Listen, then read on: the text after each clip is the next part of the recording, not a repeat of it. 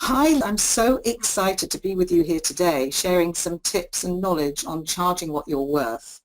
Thank you so much for joining me, and I hope you will find it a really useful session.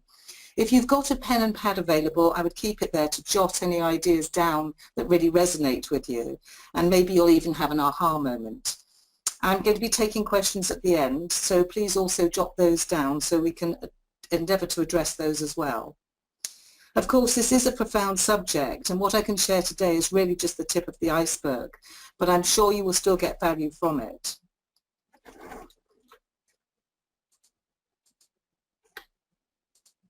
So, how to charge what you're worth and get it? Are you undercharging, discounting your fees, doing work for free, or doing all three? I'm going to make the assumption that if you've decided to join this webinar, the answer is yes to at least one of those. But let me tell you that these three behaviours are extremely commonplace for businesses which sell time for money, so you're really not alone. So speaking of time, I think it's time to put a stop to it. Now here's the first step coming up, and you might want to write this down. It's okay. It's okay that you've been doing this. Now I'm expecting an emotional reaction here. Of course I can't see or hear you, but I can just imagine what's going on. Either you're jumping up and down saying, it's not okay, or you feel totally and utterly relieved. But I have a feeling, though, that it's most likely to be the former. So let me clarify here what I mean when I say it's okay. If you've identified that you're undercharging, discounting for no reason, and or doing extra work for free, you say it's okay because the acceptance of what you have been doing will assist you.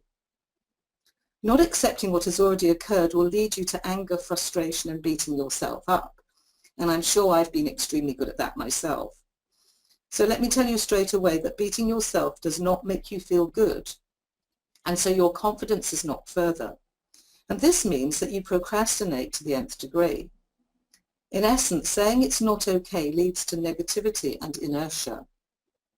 However, if you say it's okay, then you open up the possibility of taking new, inspired, conscious action in the right direction, and with much less hesitation, even though you may still experience fear. So if you do experience fear, you can also say it's okay for exactly the same reason as above. I hope this makes sense to you. Remember, if you do have any questions, jot them down and then we'll address them at the very end. The other thing about saying it's okay means that you recognize that you've got something to change, and so your awareness has stepped up. And because awareness is always the first step in any form of change, then you're already in the process now of changing what you were doing before. So on to the next slide, and this is my own unique formula which actually appeared in my head when I was in bed in the early hours of one morning when I was only half awake. And it stands for understanding your value plus communicating your value plus comfortable discussing fees equals charging what you're worth.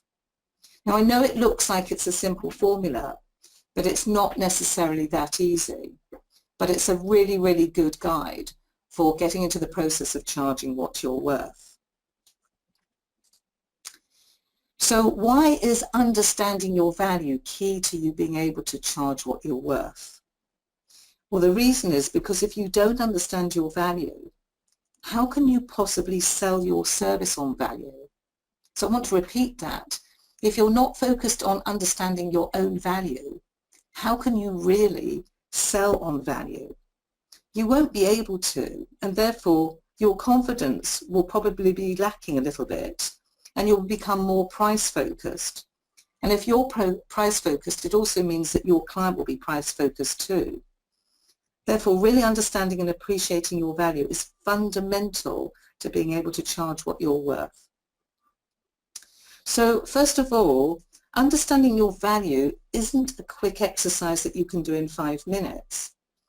It does require some serious in-depth thinking and is probably best done with someone else who can help you.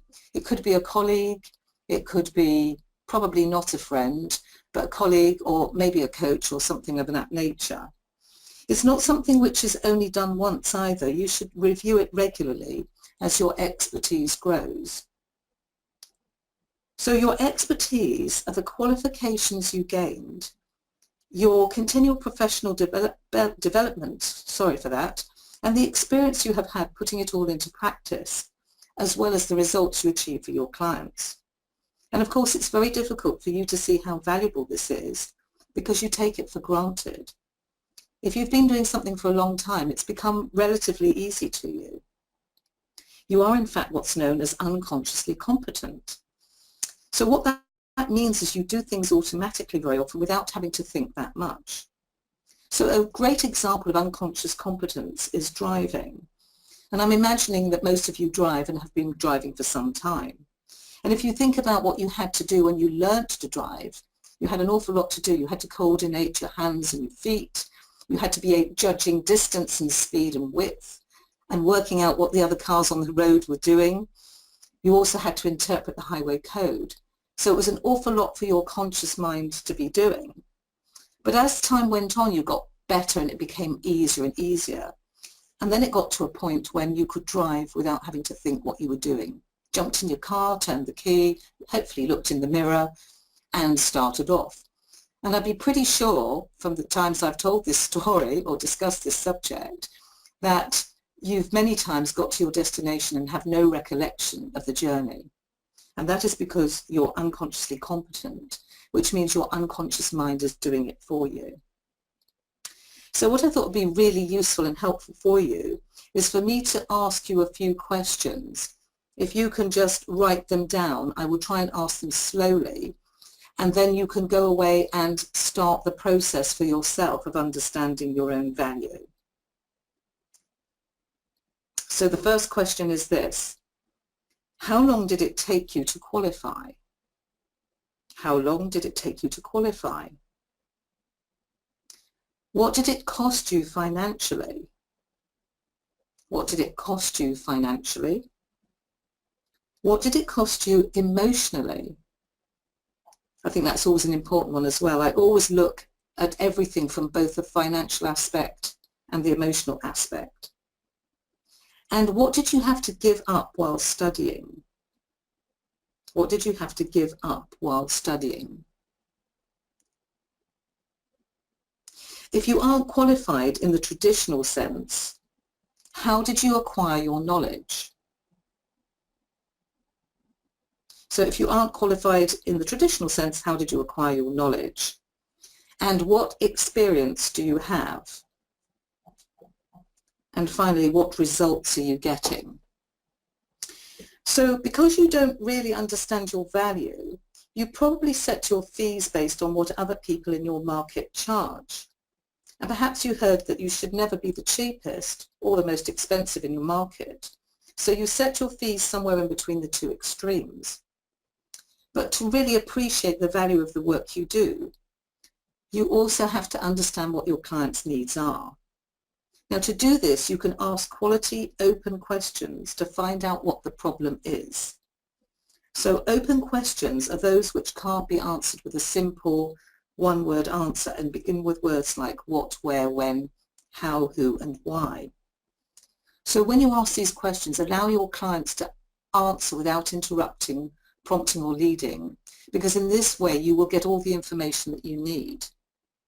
Now, the purpose of doing this is to establish what the pain is that the client is experiencing.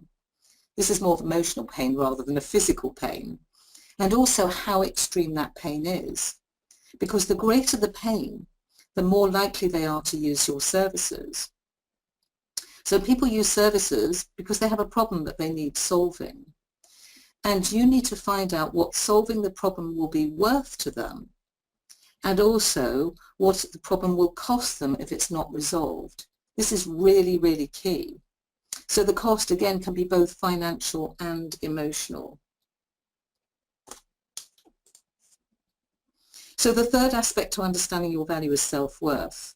And self-worth is at the heart of everything you do and drives your behavior. So as a human being, you're motivated by pleasure or by pain.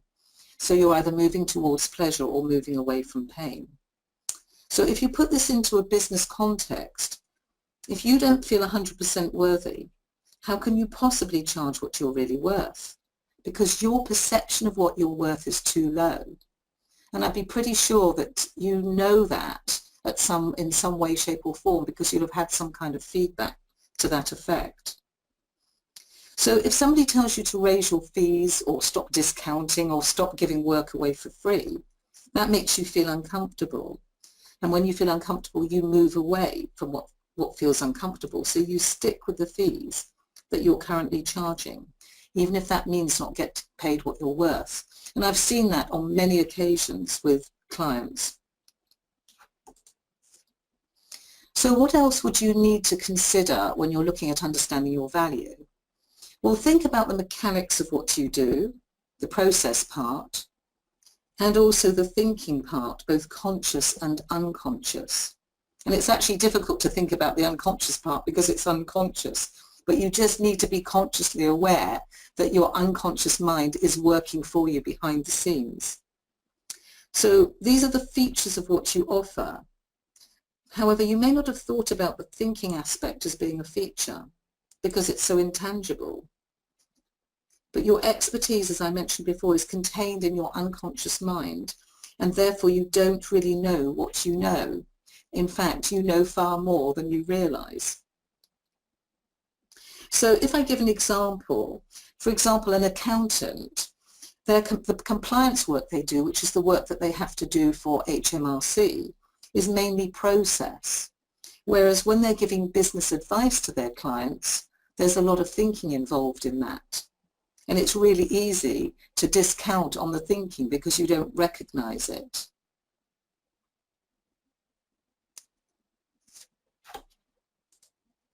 So in order for you to get even more value from the webinar than just listening to me now, I've set you a really simple piece of home play that I use in workshops that I run. And certainly people who have done this have found it really, really helpful.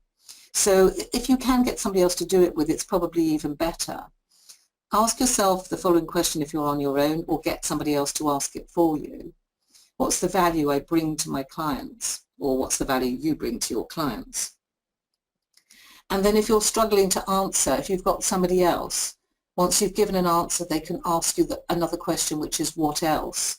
And that just triggers the unconscious mind to bring forth even more answers.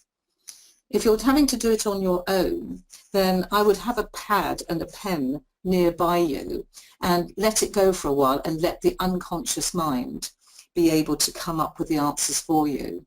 Because when you're not thinking about it consciously, your unconscious mind is still working for you. So now we're going to move on to the next part of the equation, which is communicating the value.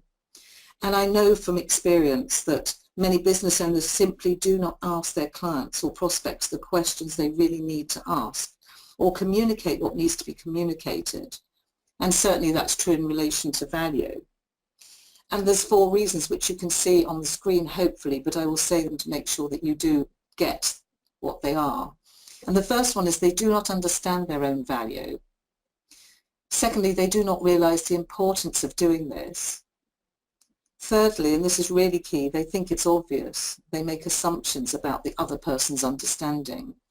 Biggest mistake, I think, in communication anybody makes is to make the assumption that somebody else understands what you mean, because they have a different model of the world, completely think in a different way, and therefore never, ever, ever make assumptions. And fourthly, they may not be comfortable doing it.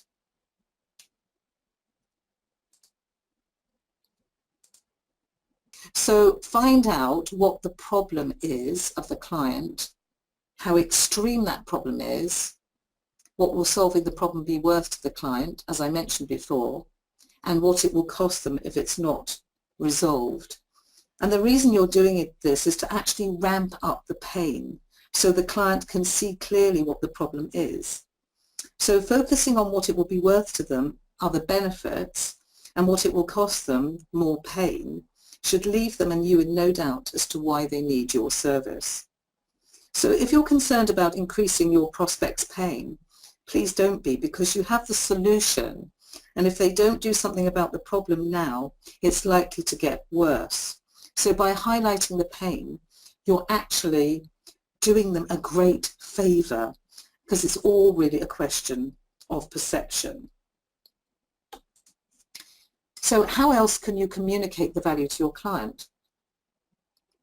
By finding out what it will mean to the client when the job's done. Simply ask them, what will that mean to you when it's done? In fact, I would go further and see if you can get them to create a picture of how that will be. So if they have a challenge right now and it's causing them a lot of problems financially but also emotionally, when the job's done, they're going to be in a very, very different place. If you can get them to be in that place of feeling good after, in their imagination, that will be the impetus that they need to say, right, I'm going to get on and do this. In this way, of course, you're focusing on the benefits of your service, not the features. So to turn features into benefits, you can use the little phrase, which means that. And I'm going to give you a simple example. Say I was an accountant, which of course I'm not, and I say to you, I can do your compliance work for you. That's me describing a feature of the service. But if I add, which means that you'll have more time to spend on your business, which means that you'll be able to bring in more business, which means that you'll make more money, that's the benefit loud and clear. Then you can ask, so what would that extra business be worth to you? So if you don't first demonstrate the value of what you do to your prospective clients, they will always tend to regard your quote as high, no matter what price you offer, because they'll be focused on the money.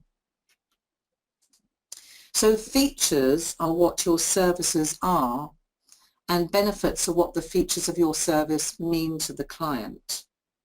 So really, the majority of people are only really interested in the features unless you're dealing with somebody who's a very technical type person, in which case they love to hear, most people are only interested in the benefits, but unless they're a technical type person, in which case they love to hear about all the features. But there's less people who are technical types than there are other personality types, so just bear that in mind. So talking of benefits, what are the benefits of doing this? And I should think it's probably obvious by now, the client really understands what they'll be getting. They're much more likely, therefore, to do business with you, and they're also more likely to pay you what you're worth because they know what they're getting. So the focus is actually on the value you're creating for your client, not on how much you're charging. And a quick tip is to keep your mind focused on the fact that you want to help this client.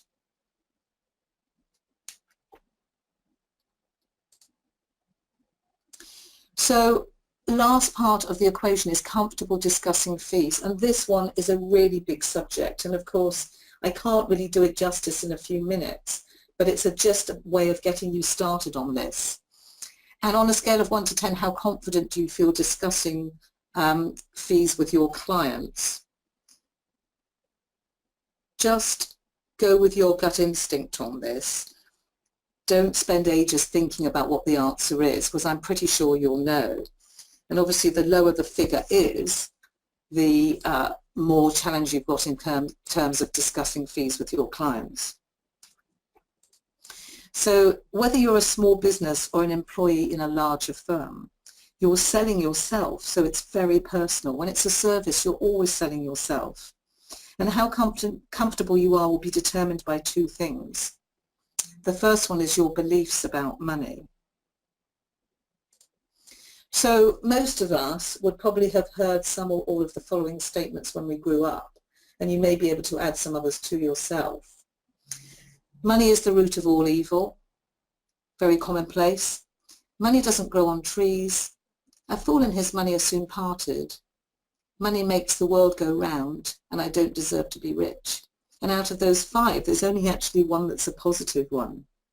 So whether you're aware of these or not, it's very likely that they have become embedded in your subconscious mind, have become beliefs, and are therefore negatively impacting on your thoughts and actions around money.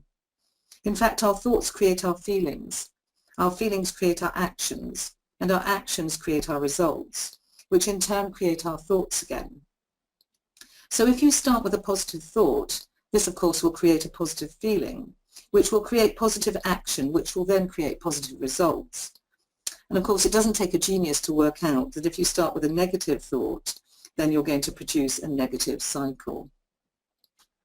And it was Henry Ford, the founder of the Ford Motor Company, who said, "Whether you think you can or you can't, you're right. That is how powerful your thinking is." So to counteract negative beliefs about money, you can choose one of the following affirmations and repeat it throughout your day. Or you can also make up your own. I'm not going to read them all out because I'm hoping that you can actually see those yourself. If you do want to write your own affirmations, you do need to follow a few rules, and I would suggest that you Google that and look it up if you're not sure what they are.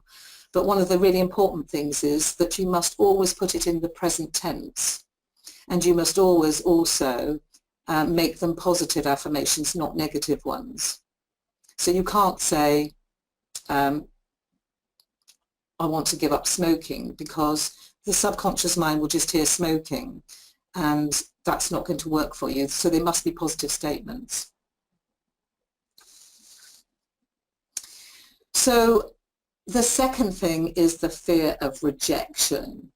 And I think this is a huge, massive subject again, which of course I can't cover in the time we have. But I think many, many of us either have or do experience this fear of rejection. And it's something that we have to be willing to overcome, because there will be rejection in life. It's a normal part of life. So we have to get comfortable with the idea of being rejected. But we can also interpret fear in a very different way if we so desire. So I've got two interpretations here. You may well have heard of the first one before, false evidence appearing real, i.e. it's just our imagination. But the second one I love the most. It's full-on exquisite adrenaline rush. It's a signal for excitement. Because in actual fact, fear is something that we have to have, as it's something that helps us when there's a real fear happening, when there's a real danger happening. But we get exactly the same reaction in our body, the same physiological responses, when there's an imaginary fear, which is something that we're making up, as in perhaps charging what we're worth, or discussing fees with clients, or standing up and speaking in public, or something of that nature. But if you look at the interpretation of these two, you can see that it's very different from the interpretation of I want to run away and hide and not do this. And if you look on the full-on exquisite adrenaline rush one, a signal for excitement is the same energy as feeling absolutely scared. It's the person who's interpreted it in a different way. And that's what makes the difference. You have to decide that even though your unconscious mind is reacting in this way, that consciously you can choose to experience fear when it comes up in a different way, in a more positive way. Fear is a habit. It's an automatic response which is based on past programming, and you keep listening to the program. Stop listening to it, change the record, tell yourself something different, and your experience will be different. So if you listen to your fears, you will die never knowing what a great person you might have been. That's a quote from a guy called Robert H. Schuller, who was an American televangelist, motivational speaker and author. And I think it's a fantastic phrase to remind yourself of, or quote. So we're on the home stretch now. So the benefits of charging what you're worth are increased self-worth, increased value for the client, which might seem amusing to you or amazing. But in actual fact, I know from my work with clients that when people start charging what they're worth, their creativity goes up, their performance goes up, because they feel so much better in themselves. And therefore the client actually gets greater value. And of course, increased profit for the business. And it's important to wear two hats. You adopt a client-centered heart, but you also must have a business brain. And the two can coexist. So if you're a person who loves to help your clients, which typically the clients I work with are like that, as am I, that's where sometimes they're helping the client too much but not thinking about the business. and you have to balance the two out. Help your client, help your business. I think we're pretty well on time. Thank you very much for listening, and it's now time for questions.